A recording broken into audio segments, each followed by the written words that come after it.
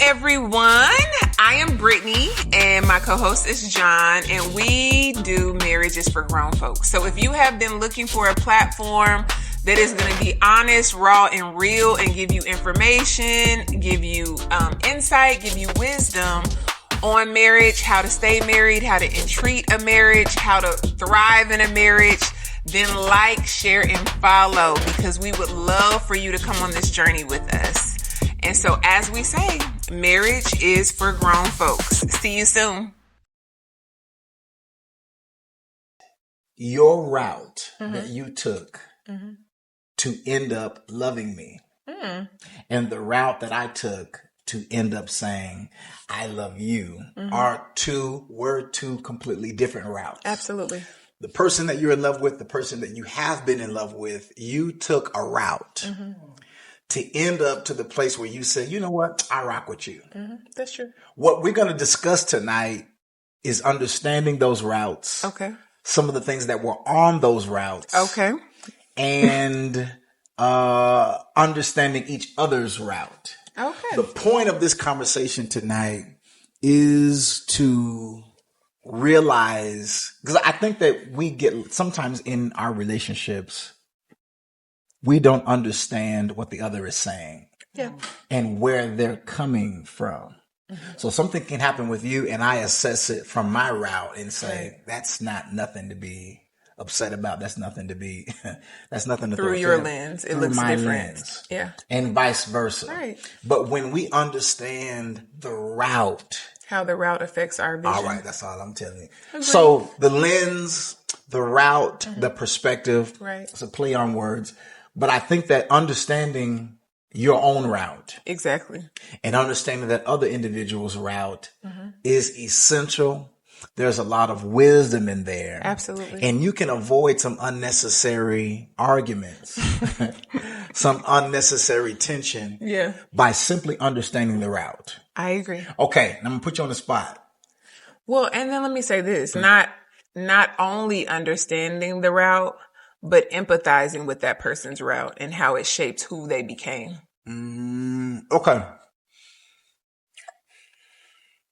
How did you, in whatever way you want to articulate it, how did you come to love me? How did I come to love you? So God had a lot to do with me loving you. And I know he gonna look like that, but seriously, I was anti-church, boys, men, teens, whatever. I did not fool with church people like that. Although I did attend church every Sunday for the critical people that will watch. I have always been a people watcher, and people just seemed very disingenuous in the church. And I was like, if I want somebody to lie or fake, I can just get a regular person in the world. I don't need a church person. That was my thought. So I had a really, really, toxic relationship with a drug dealer prior to, dating my husband and marrying him. And I feel like that beat something out of me that really needed to be out of me. So it sounds crazy, but it broke like a level of stubbornness, and I'm going to go against the system that I had vowed to live by my whole life until I realized firsthand the consequences that can come with taking that stance and everything. And so I was in a very vulnerable and pliable season of my life, and God really began to challenge me on a lot of things concerning me and how I saw things and how I engage with people. Because prior to him, I like to play with people. So I would get with a dude and everything would be seeming like it was fine. And I'd just wake up in the morning and be like, oh, I don't want to be with you no more. And my mom would be like, why you always be breaking up with people like that? Man, Savannah. And I just said, I just believe if it's meant for me, it'll come full circle. So I'm not tripping. It's all right. It's more men out there. And she'd be like, oh my God. Like, but that was my view on a lot of things. So God really helped me with those things really, really intensely, probably for 6 to 8 months before we went on our first date.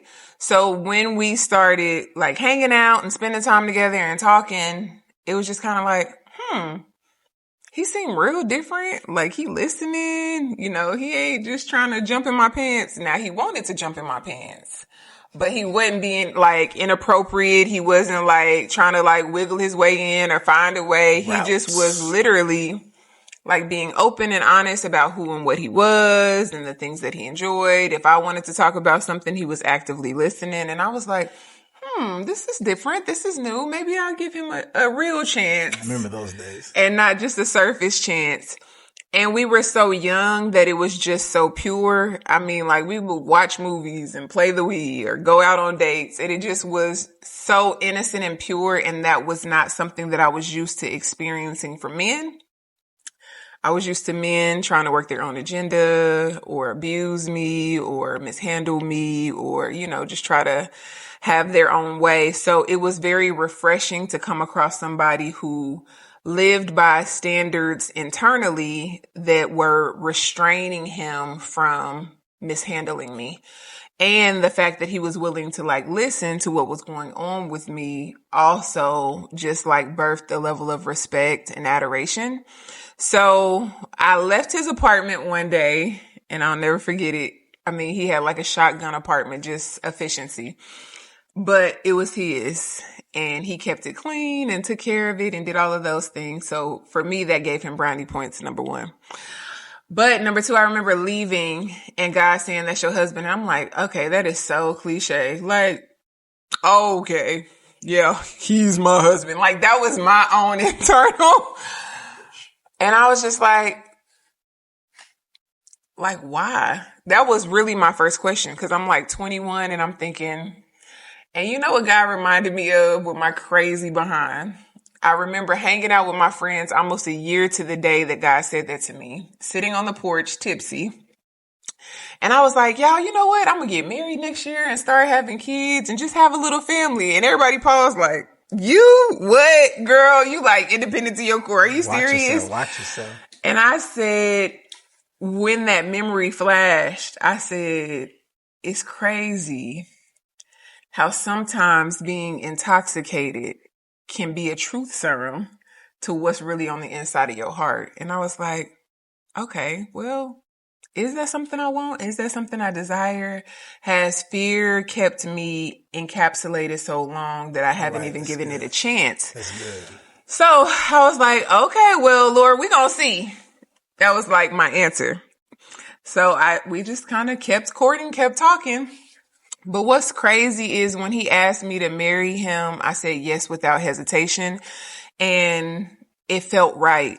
I felt so much peace about it that it didn't make me, waver or second guess at all.